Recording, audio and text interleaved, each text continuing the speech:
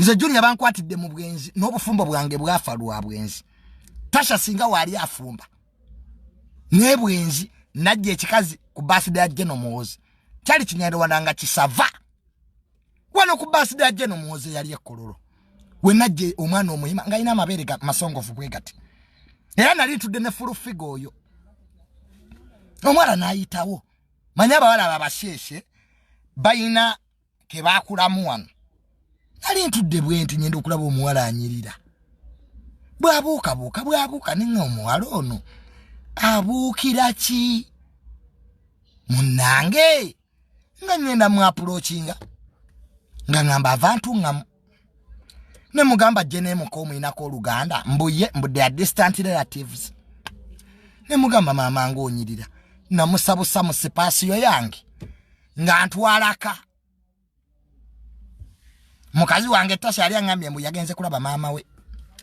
so bwe yali angambye yali agenze kuwa mama we wamange nyumba njiri muzeka nga nawe sheke ajati kulusumu yabadde agenze Canada nange kyantukako Tasha yangamba nyeze kulaba mama wange nange kwe kuleta ekinyarwanda so nali ntandise okulya awe mpiwe zavugira awe bankubira Tasha yankuba of course awe ne bankasukira ebintu ebweru neze era navayo nembagamba nti era bwali bwenzi munsi towakanyanga facts never fight with wino munsi waliwo wokkiriza nuga nakoze ensobi kikuyamba nze Junior yanzikiriza mangu kaze media ndi mutwe wano kiri musayi amwe media specialist era bwe nagamba nti kituufu mukyala wange Tasha yankwatidde mu bwenzi buli omu yabivaako of course wano obwenzi sinawe no more currency logic tizijjudde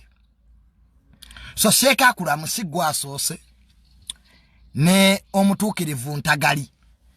ne bamukwata dda ne kaze sava so a big issue. It's not.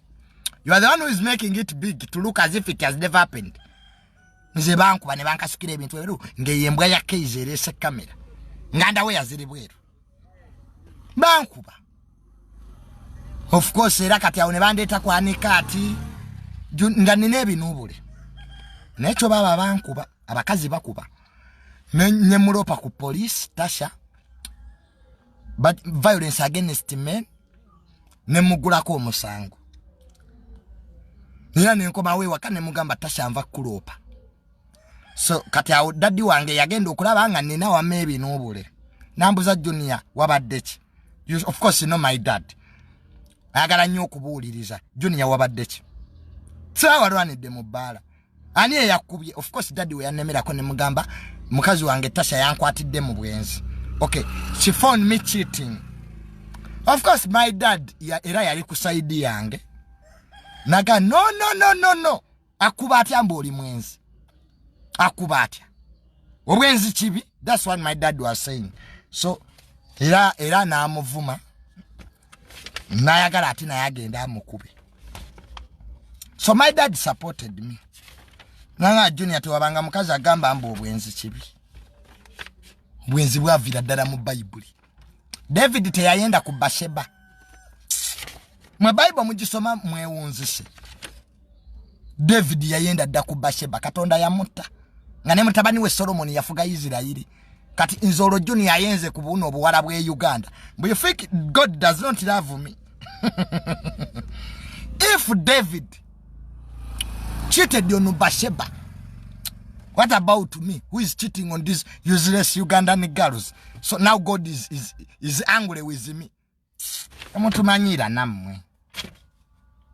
musome Bible nga bweri is the giver, the truth and right. So sheke akula mu kulusum inginia nwakutuzi owewere kakane va mu media uja kuongera weyoche.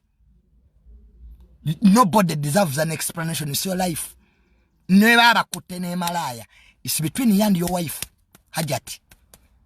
So to jango to explaining it. Don't do that. be man enough bwoko omusajja yenna bw'akola ensobi oziyimirirako kitegeera don't run away from trouble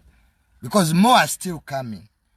Nze Junior banjogeredde ebintu Junior musiyazi Junior simanya mwenzi of course kati binkoleki kitegeera I'm living my life